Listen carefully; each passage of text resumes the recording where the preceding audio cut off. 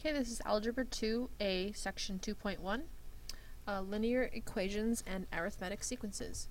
The section links linear equations, which is something new, to what we did in Chapter 1, the arithmetic sequences.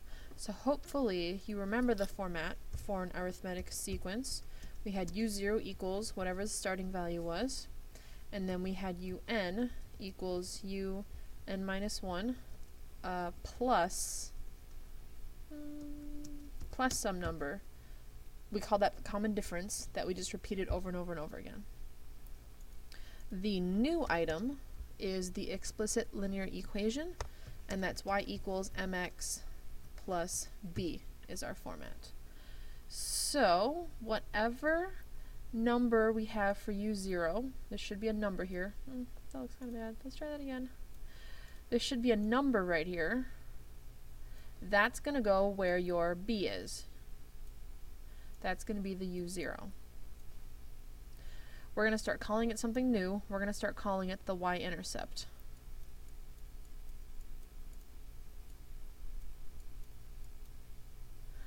Whatever this common difference is, whatever number we're repeatedly adding, we're going to put that right here.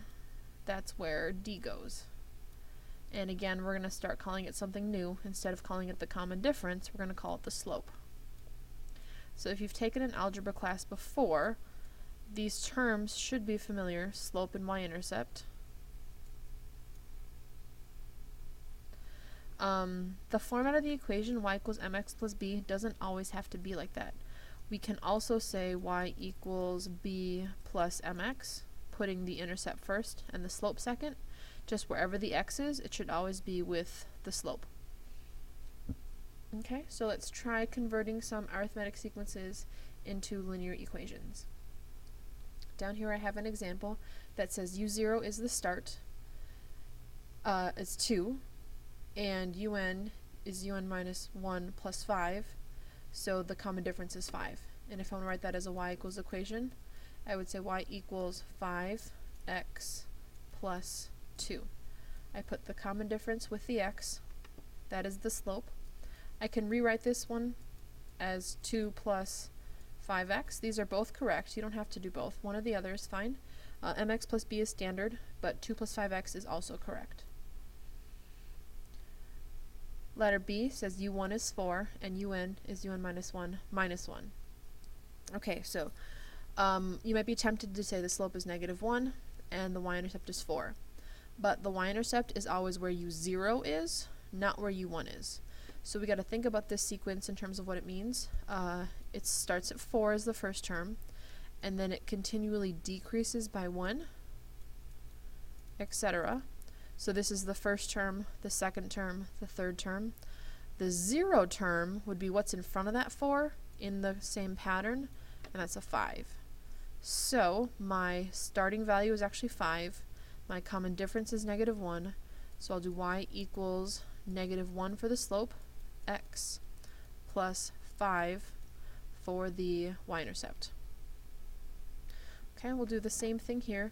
I can look at these and say 18, 22, 26, 30. I know that the difference there is 4. Those values are increasing by 4 every time. If I read 18 as the first term, it's supposed to say 1, 2, 3, 4. Kind of hard to see. If I take 18 as the first term, I need to know what's in front of 18 to be the 0 term. So if I go 4 less than 18, I get 14. So my starting value, my u0, is going to be 14. So, final equation, y equals 4x plus 14.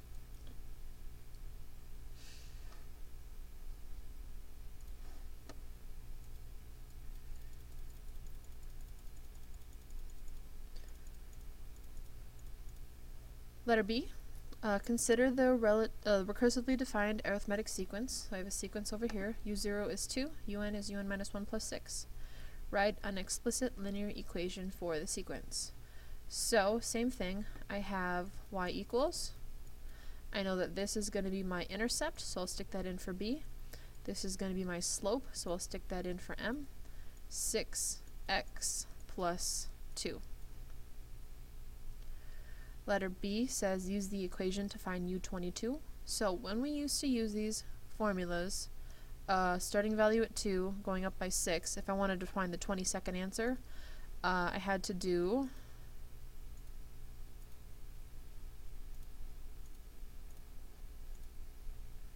calculator's not working.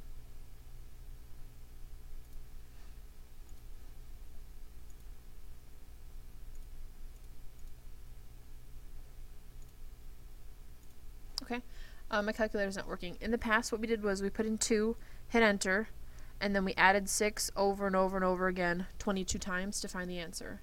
So with my new equation, I'll put it back on there.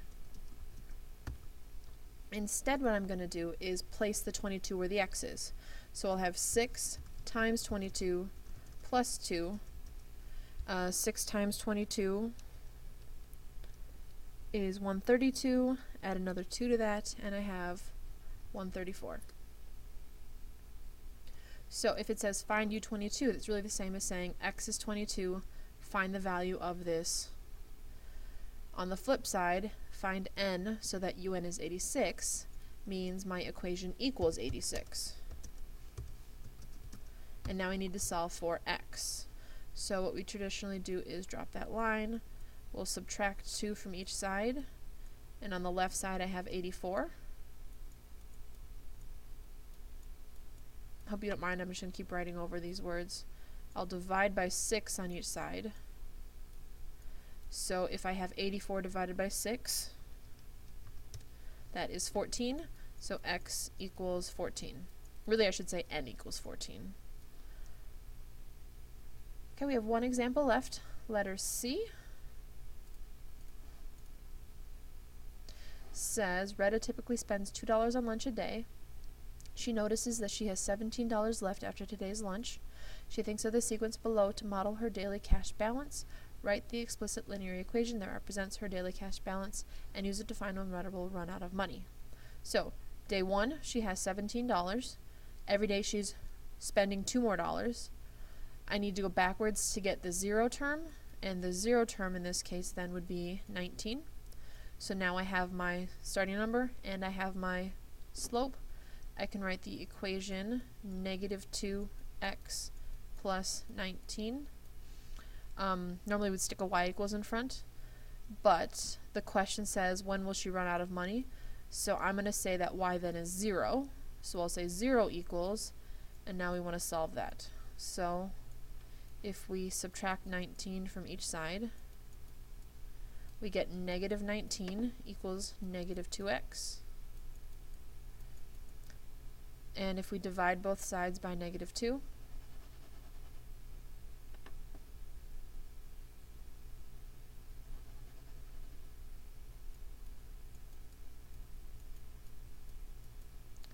we have x equals 9.5. So she'll have enough money on the 9th day, but she won't have enough for the 10th day. Okay, that's it for the notes. Good luck with the exercises, and let me know if you have any questions.